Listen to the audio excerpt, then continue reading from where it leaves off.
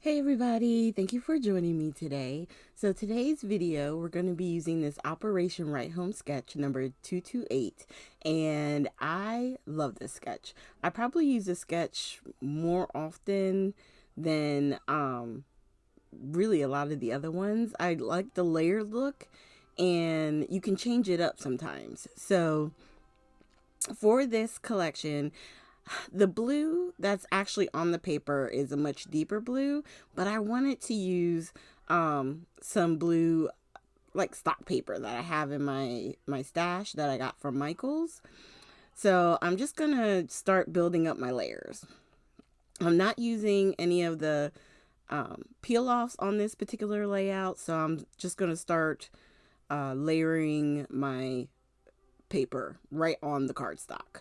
So this is a tip that I also have for people who have trouble lining up or getting your pages even. If you start with the base and just build up your layers from there, you can line everything up and it'll be nice and even, and it's already right on the card. The only reason why I tend to do it mostly off the card is because of the peel offs and the fact that I like to tuck them under. All right, so same thing with the craft color. And then we're going to start layering up the pattern paper. All right, so that's the very bottom part where you see the dark gray and the white. And then we're going to start building up our panels. So on this one, I'm using the blue. And with the tape runner, I always use the wet glue to give me just that few extra seconds to kind of be able to move it around if I need to pick it up and see it kind of slips and slides. It allows you to be able to get it right in the position that you want it to be in. And then we're going to do the same thing with the pattern paper. And this one is also a good one to do with your scraps, especially like, because sometimes you have a lot more of the solid cardstock. And with the pattern paper you get from a collection, you may only have a few sheets.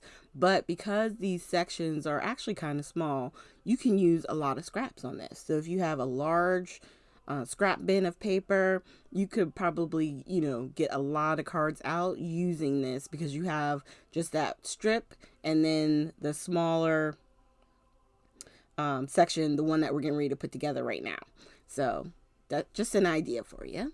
Now for this one, I decided to reverse it, right? Because on the bottom we have the blue, then the brown, then the blue again, and the pattern paper. So on this one, I decided to put the brown down because it's going to be laying on top of some of that blue, and then the blue on top of it, and then the pattern paper on top of that.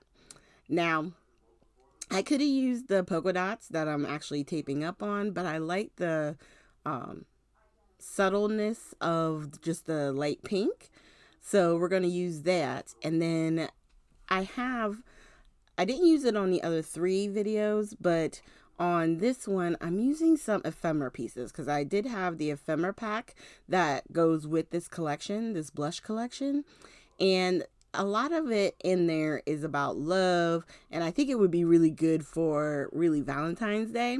So I'm not using a lot of it because maybe next year, February, I can use it and, have those elements for the cards. But the flower was so pretty, I just had to grab it. So I'm going to grab some foam squares, putting them on the back, and then we're going to go ahead and get that placed down. Okay. And then for the circle, I'm also going to put some foam. I was thinking maybe I would only need the one foam piece, and I wind up putting another piece on that I cut down. So we're just going to take the backings off and then attach those. And boom. And then for the sentiment, I grabbed one of my sentiments from Tailored Expressions with one of the matte pieces, and this says birthday wishes, and we're just going to glue it straight to the bottom there. And we could have done just like a regular like piece of white paper and stamped the greeting and put it on that upper corner there, but I liked using the little bit of the pattern paper so that way you get more of it. Sometimes I like to do that. Really, I do that on most of my cards because not all of them require that base paper, and I like to see the pattern, and I like having the layers, so that's why I do that. And then I just glued that sentiment down, and I'm gonna bring over the one I did off camera. And I could have put some enamel dots, that's why I was showing you there, but really a lot of the shine is really great from the pattern paper, so I'm just gonna leave that. I'm not gonna use any enamel dots. You could always add some gems or sequins or whatever you guys want when you do yours, but for me, for right now, I'm just leaving these as is.